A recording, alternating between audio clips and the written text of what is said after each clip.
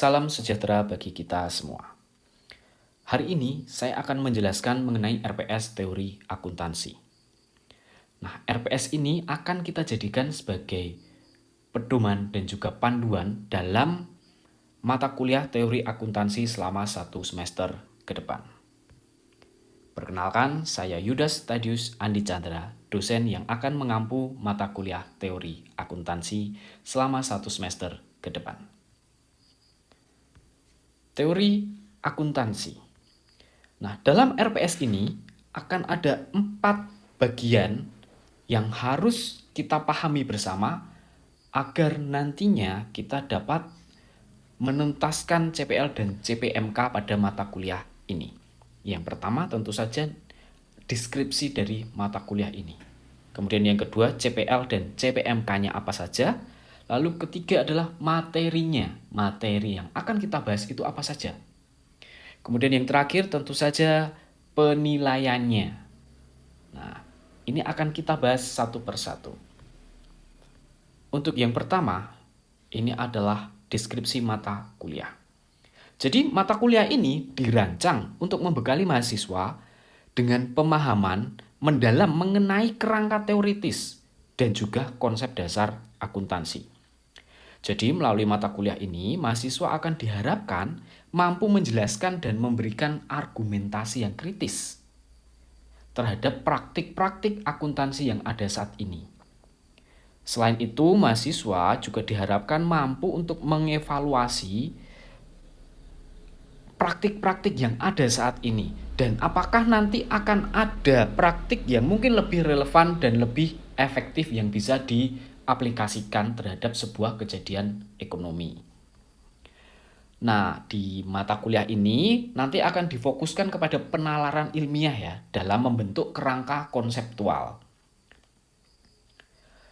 Dalam mata kuliah ini juga nanti akan kita pelajari bagaimana sih proses perekayasaan laporan keuangan dari tahap awal sampai nanti menuju ke tujuan negara atau tujuan wilayah.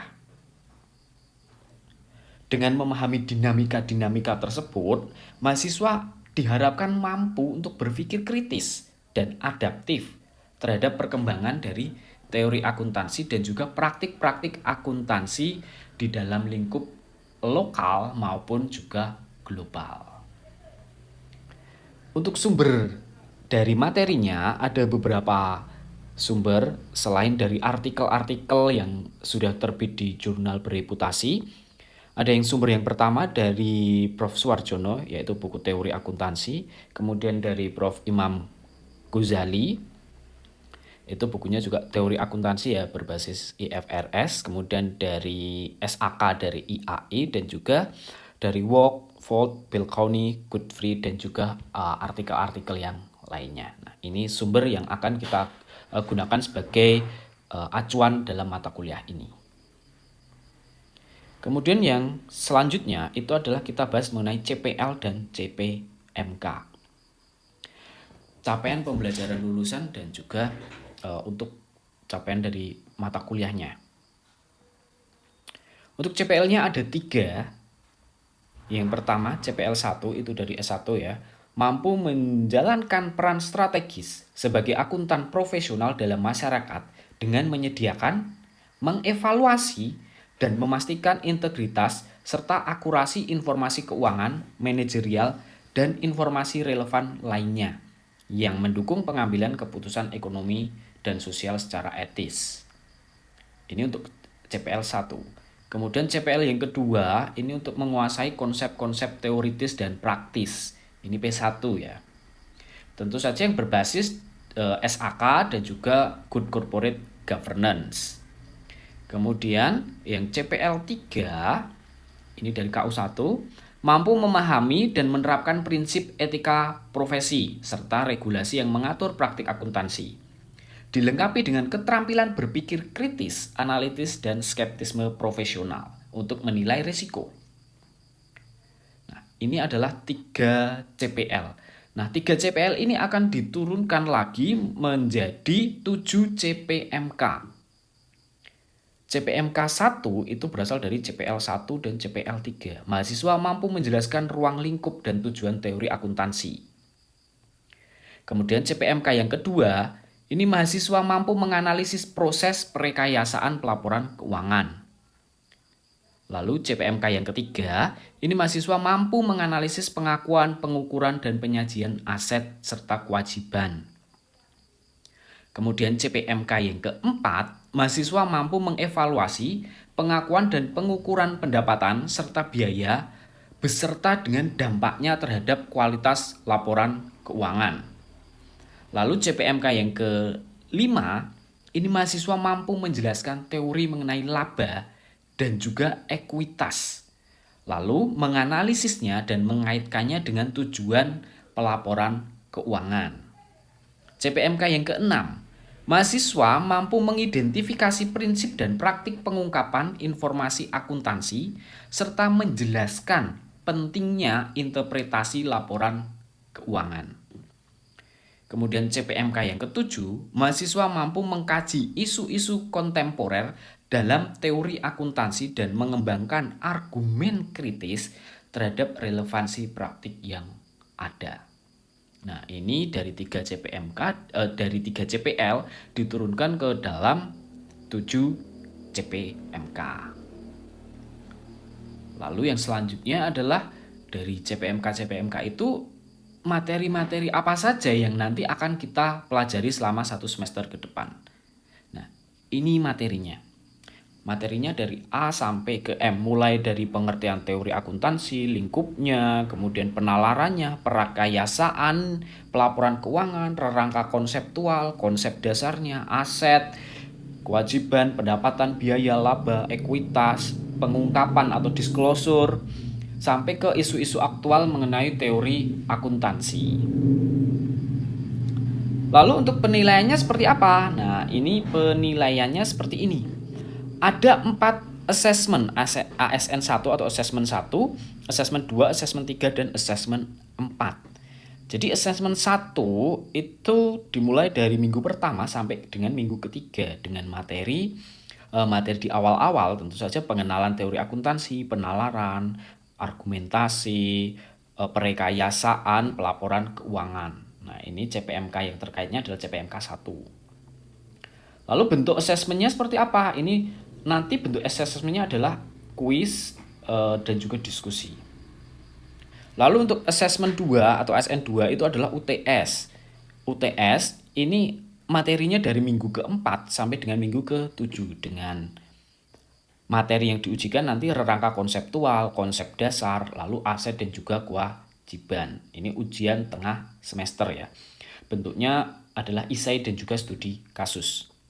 Lalu assessment yang ketiga, ASN 3 itu dari pertemuan 9 atau minggu ke-9 sampai dengan minggu ke-11. Materinya adalah pendapatan dan juga biaya, karena ini di pendapatan dan biaya ini cukup banyak materinya. Kemudian bentuk assessmentnya adalah tugas individu, kemudian juga analisis dari laporan-laporannya. Lalu assessment keempat ini adalah UAS. Jadi kalau assessment 2 adalah UTS, assessment 4 ini UAS. Dari materinya itu dari minggu ke-12 sampai ke-15. Materinya berupa laba, ekuitas, pengungkapan atau disclosure, kemudian isu-isu aktual mengenai teori akuntansi. Nah, ini CPMK-nya CPMK 5 sampai ke 7. Nah, bentuk assessment-nya adalah studi kasus. Jadi analisis untuk studi kasus. Nah, itu saja materi atau RPS teori akuntansi dan terima kasih. Untuk selanjutnya akan kita gunakan untuk membahas mengenai materi-materi teori akuntansi selanjutnya. Oke, selamat pagi semuanya. Selamat pagi Pak. Oke, kali ini kita akan belajar mengenai materi selanjutnya yaitu laba akuntansi. Oke, untuk yang pertama kali kita akan coba melakukan pretest dulu. Kita lihat pemahaman teman-teman di sini mengenai laba akuntansi. Oke. Ini pertanyaan yang pertama. Apa yang dimaksud dengan laba? Ayo, siapa yang mau jawab? Pak, saya Pak. Oke, boleh. Afi, yuk. Jadi menurut saya itu laba itu sebuah keuntungan yang diperoleh oleh perusahaan setelah dikurangi semua biaya yang terkait dengan biaya operasionalnya. Oke, jadi laba adalah keuntungan eh, yang diperoleh oleh perusahaan setelah dikurangi dari operasionalnya ya. Berarti laba ini merupakan keuntungan, berarti dia adalah pendapatan dikurangi tadi apa? Biaya ya? Biaya. Oke. Nah, Iya, biaya. oke, good. Terima kasih, Hafi. Laba itu nanti akan dibagi ke dalam dua hal. Nanti akan ada laba akuntansi dan juga laba ekonomi. Nah, ini akan kita bahas sebentar lagi. Oke, jadi kita sudah paham semua ya maksud laba ya. Jadi laba itu merupakan keuntungan. Keuntungan yang didapat dari mana? Dari pendapatan dikurangi dengan biayanya. Jadi dari pendapatan ini dikurangi dengan biaya, muncullah yang namanya laba. Ini. Lalu laba itu ada laba akuntansi dan juga laba ekonomik ini. Nanti akan kita bahas, apa sih laba akuntansi? Apa sih laba ekonomik? Lalu pertanyaan selanjutnya adalah fungsi dari laba itu apa? Kenapa sih akuntansi harus nyari laba nih? Harus nyari labanya berapa? Keuntungannya berapa? Nah, memangnya fungsi laba itu untuk apa? Ayo, siapa yang mau jawab? Tiara? Saya, Pak. Oke, Tiara mau jawab. Gimana Tiara? Fungsi dari laba itu yang pertama sebagai ini buat menilai kinerja manajemen. Kemudian laba itu juga dapat digunakan sebagai dasar pengambilan keputusan investasi. Kemudian terakhir itu laba dapat digunakan sebagai dasar pembagian dividen. Oke, menilai kinerja manajemen. Good. Oke, ada yang mau gabung. Kita cek. Menilai kinerja manajemen. Kemudian yang kedua, apalagi yang kedua? Dasar pengambilan keputusan investasi. Dasar pengambilan keputusan investasi. Lalu yang ketiga? Yang ketiga Dasar tadi apa? pembagian dividen. Dasar pembagian dividen. Nah, kenapa sih akuntansi harus repot-repot untuk nyari laba? Ya salah tiganya ya, bukan cuma satu, salah tiganya ini. Untuk menilai kinerja manajemen, kemudian sebagai dasar pengambilan keputusan investasi, lalu sebagai dasar pembagian dividen. Nah, ada tiga fungsi. Tapi apakah cuma tiga fungsi itu? Ternyata tidak. Ternyata masih ada fungsi-fungsi lain. Kalau dikelompokkan, fungsi-fungsinya yang pertama, pengukur kinerja. Nah, pengukur kinerja. Jadi, laba itu bisa digunakan untuk mengukur kinerja. Perusahaan yang labanya tinggi, berarti bisa disimpulkan bahwa kinerja perusahaan itu juga tinggi atau bagus. Kemudian yang kedua, dasar. Sebagai dasar, dasar apa? Macam-macam. Tadi sebagai dasar apa aja? Pembagian dividen. Ada apa lagi? Selain pembagian dividen tadi, pengambilan keputusan investasi. Keputusan. Keputusan apa? Yang macam-macam. Ini ada bisnis, investasi, kredit. Nah, jadi bank itu kalau mau memberikan kredit kepada perusahaan, lihat dulu labanya. Kalau 5 tahun ke belakang ini kok rugi terus, ya jangan dikasih, nanti bahaya. Takutnya kena kredit macet. Nah, dasar apa lagi? Pembagian dividen, keputusan, kemudian dasar apa lagi? Pemberian bonus. Apalagi sebagai dasar apalagi? Kemudian dasar eh,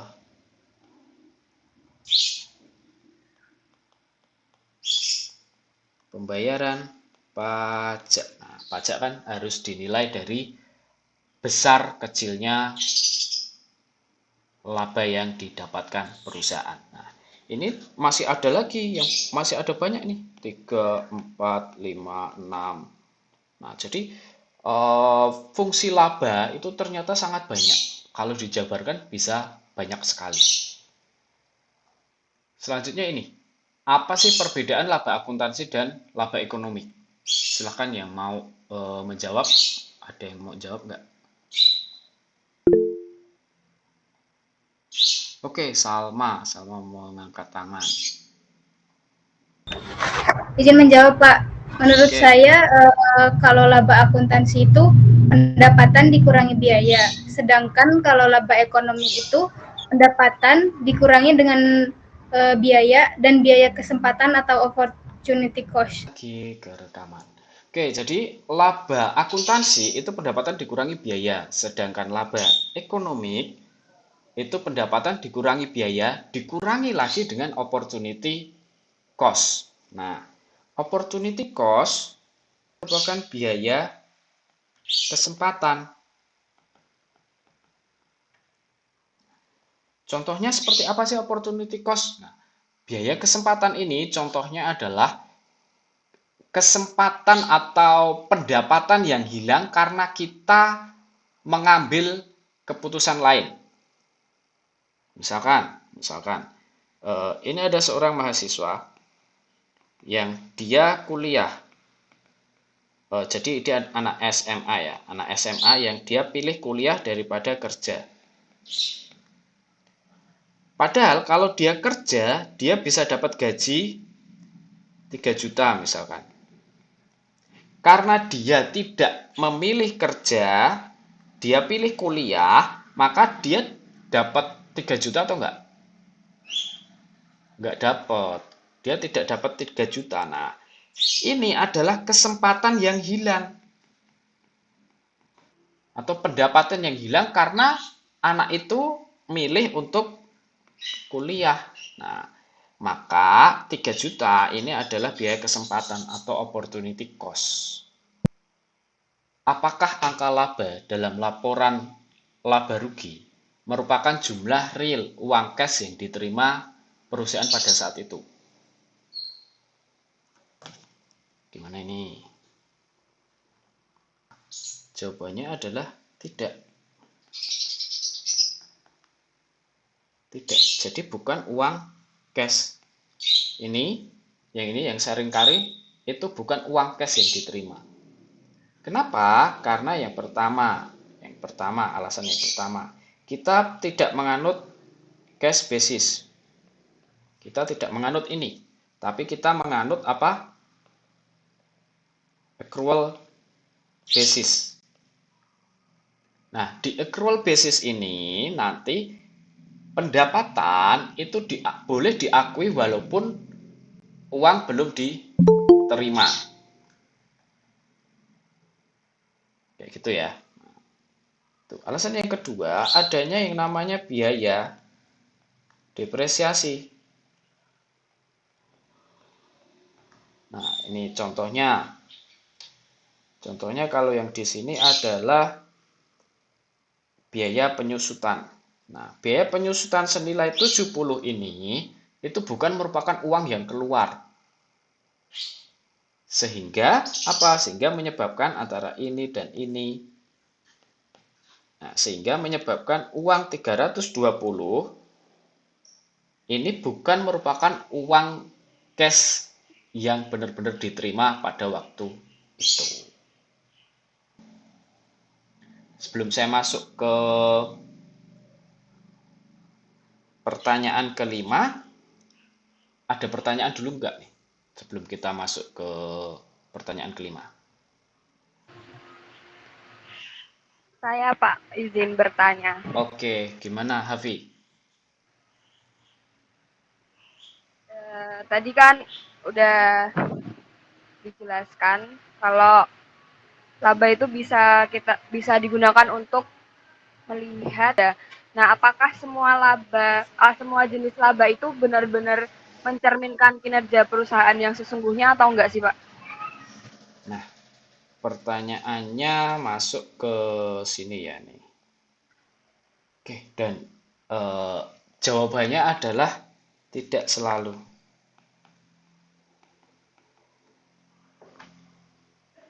Tidak selalu mencerminkan kinerja perusahaan. Kenapa? Karena perusahaan atau manajemennya itu bisa melakukan yang namanya manajemen laba.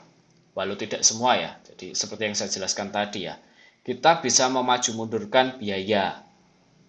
Agar labanya terlihat tinggi, biayanya diundur. Contoh biaya servis, harusnya Desember diundur jadi Januari, itu kan sudah beda tahun. Atau yang lain lagi misalkan cadangan kerugian piutang. Cadangan kerugian piutangnya ditinggikan.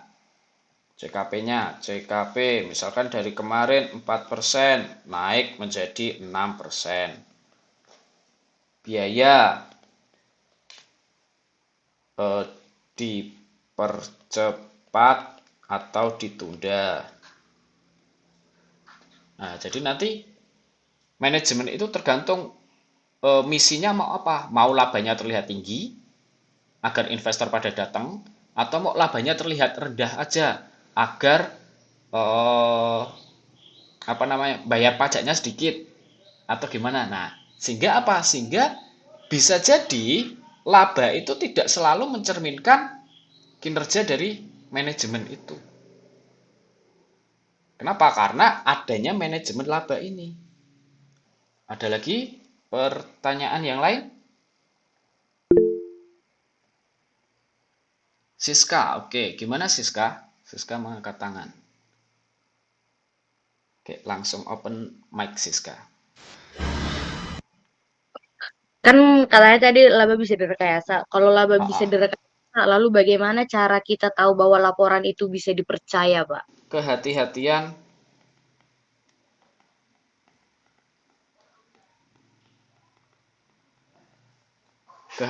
profesional. Artinya kita sebagai stakeholder yang membaca laporan keuangan dari pihak manajemen, kita harus skeptis. Skeptis tentang apa? Bahwa laporan keuangan itu benar nggak sih disajikan sesuai dengan PABU? Kayak gitu. Benar nggak sih disajikan sesuai dengan prinsip akuntansi? Nah, sebenarnya akuntansi itu sudah menanggulangi, contohnya adanya yang namanya auditor internal. Nah, ini kan salah satu fungsinya untuk ngecek agar tidak terjadi manajemen laba. Nah, kemudian ada lagi auditor eksternal atau KAP. Nah, selain ini ada lagi nggak? Selain ini ada lagi. Nah, jadi saat kita membaca laporan keuangan itu, karena kita kan mikir, wah jangan-jangan ini ada manajemen labanya. Boleh kita baca mengenai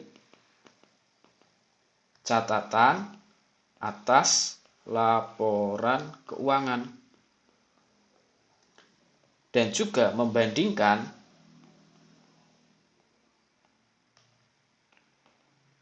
antara laporan keuangan tahun ini dengan tahun lalu.